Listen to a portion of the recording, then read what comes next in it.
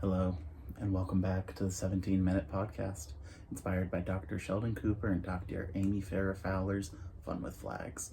So while I promise to only take 17 minutes of your time, let's now get to talking about some flags. Let's talk about why I'm talking about flags at all. Because 11 years ago, the official TED Talk company, or not a TEDx, TED, released a video hosted by Roman Mars, a host of the 99% Invisible podcast, and he talked about flag design. And he inspired people for flag design, which was frankly far more productive than I think he could have guessed, because it's now been 11 years and 51 million views have accumulated. Not 51, 5.1 million views have accumulated. And it has caused change in the world, because he promoted a book, but he also mentioned that it was a pamphlet because it was 16 pages long. It was by something that calls itself the North American Vexillological Association, but it's an association of people that care about flags.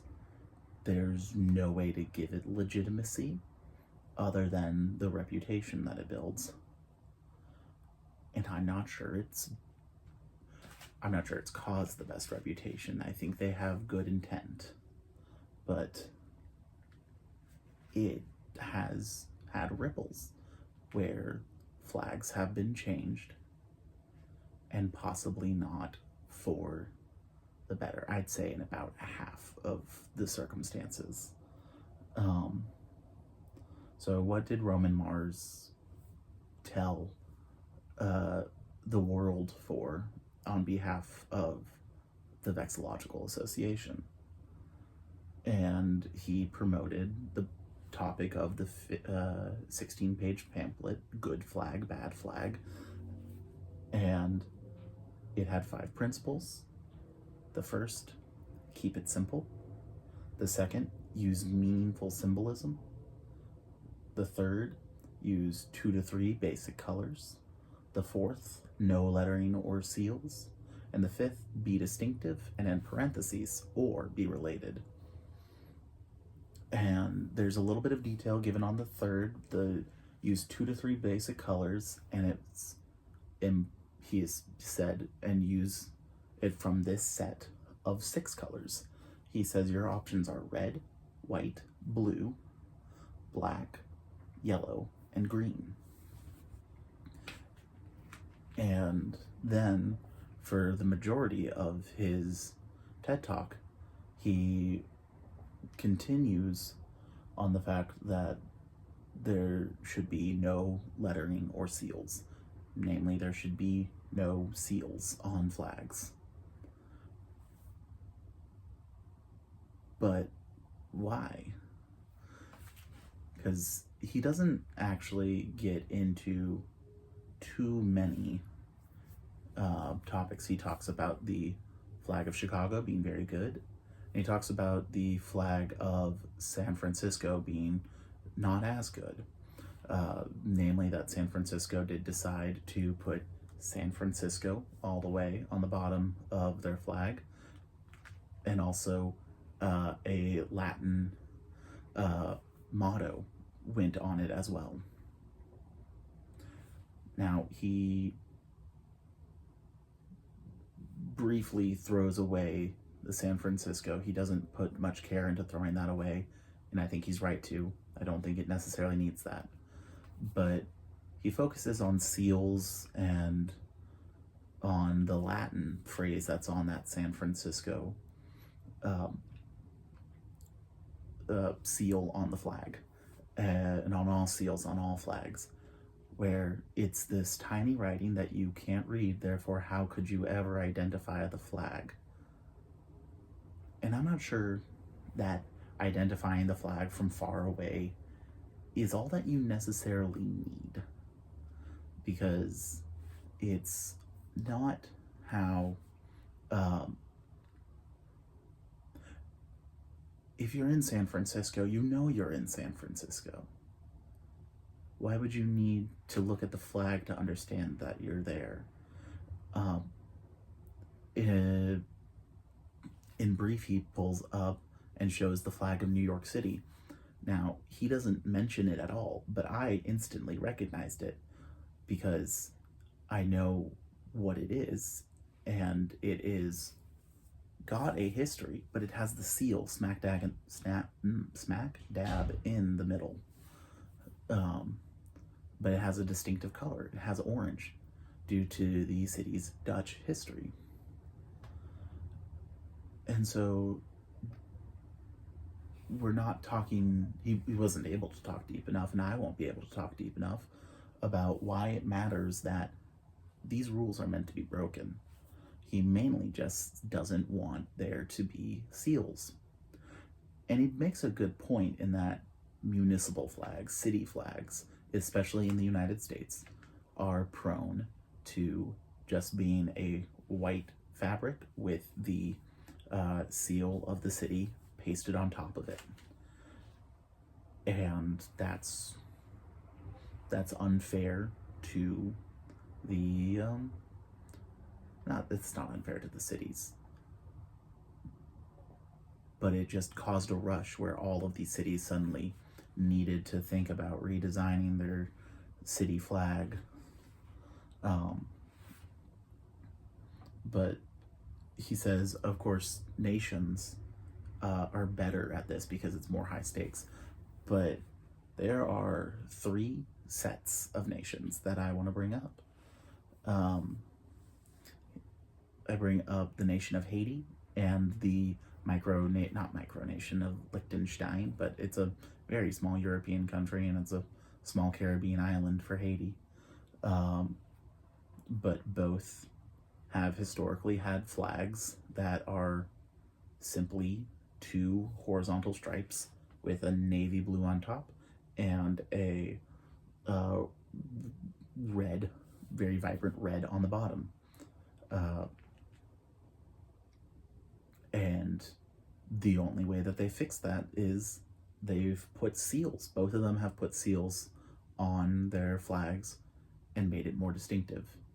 And so now if you see that there is a gold seal on the top of the red and blue flag, well, that is, of course, Liechtenstein. And if there is a white seal in the middle of the flag, then you know you're looking at the flag of Haiti. Now, presumably, if you see palm trees all around you, you'll also know you're in Haiti. And if you see ancient European cities, you'll figure you're in Liechtenstein. And you hear a mix of German and French. The others, you'll notice that the flag of Ireland and the flag of Cote d'Ivoire, or the Ivory Coast, are mirror images of each other, one going green, white, and orange, and then the opposite going orange, white, and green. I do not believe the 2 have history. That is definitely up for me to be proven wrong. But the last one that still stands is the flag of Romania and the flag of the Republic of Chad. Both are banners of blue and yellow and then red in nearly the same shade. The shades of blue are mildly different from one flag to the other. And so this is what happens when you follow the advice of the North American Vexillological Association. 2 to 3 basic colors, keeping it simple that you could identify from very far distances away, reduces what you're able to see. And you're not able, and when you get too simple, you get confused with, am I in Haiti? Am I in Liechtenstein? It also works out where if you're in a city and there is just a simple white flag with a seal on it, you won't necessarily know which city you're in, but you're probably looking at a city flag. And that's a key there that I think in his crusade to get rid of seals on flags, I will credit him with simply one. The state flag of Minnesota is now different from the flag that was when he created his TED Talk. And that is, well, that it was a light blue flag with a very colorful seal. It was distinctive amongst the other state flags because a lot of state flags have a blue background and the state seal. But now it is mostly 2 shades of blue with a star on the hoist side to represent the North Star, a symbol that is somewhat claimed by Minnesota, but is associated with northern states. And it's gone from something that matches other state flags to something that is just very much an insert and looks like the 2010s. It will, who knows how it will age. Maybe it will become a beloved symbol, but it is merely the state flag now.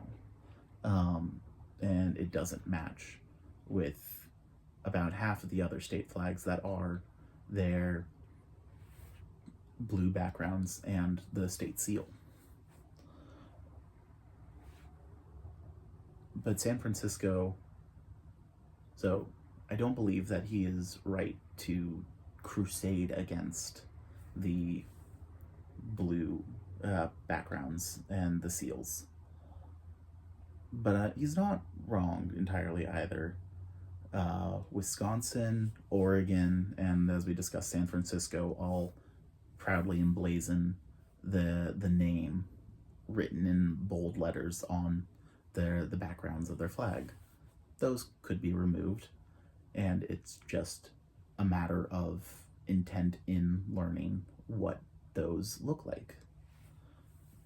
Because you can recognize Pennsylvania's state flag. It has 2 draft horses, I believe, rearing up on either side of the seal. And you can see a figure of justice on the flag of New York. And that one is recognizable of the Empire State. It's the matter of intent. There is that the state of Mississippi changed their flag, but their flag is very good in my opinion, because it is these simple colors, but there are stripes of gold and there's still words on it. They've put a wonderful magnolia, symbol of the South and Southern beauty, you could even call it, surrounded by stars and the words "In God We Trust." And it's made it look distinctive. What it's removed is a certain flag that is no longer kosher in the public view. I can understand why that flag is still around, because it is historically significant. And so people are attached to it, because ripping it away is saying you're not allowed to be where you're from. However, where they're from has a lot of baggage. So I like what Mississippi did, because it implanted, well, this is the magnolia. This is the same place it's always been, but here's how it looks nowadays. Something that has always been here, but is new.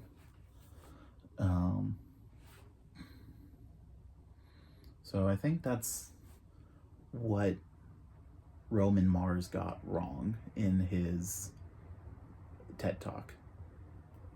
in a crusade to destroy all seals on all flags now compete to get as simple and distinctive as possible to claim their first right to it, rather than being okay with not being drawn by a first grader.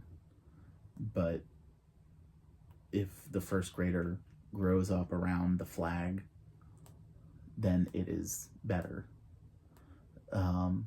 Even if there is a seal, they can just draw squiggles in the middle, because I can't draw any seal from memory. But it's also hard for me to draw a star without doing the lines crossed method. Freehand a star without lines in the center.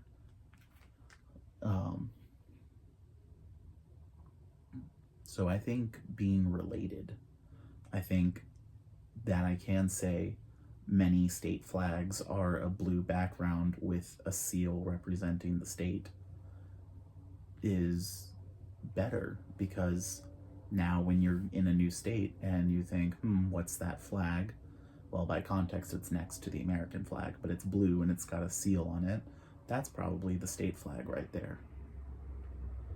I appreciate you joining me today, and I hope you can look at a flag nearby and learn to love it in its imperfections and without the necessities of following these 5 fairly innocuous rules. So keep it simple, but more importantly, keep it meaningful, and more importantly, keep it at 17 minutes long.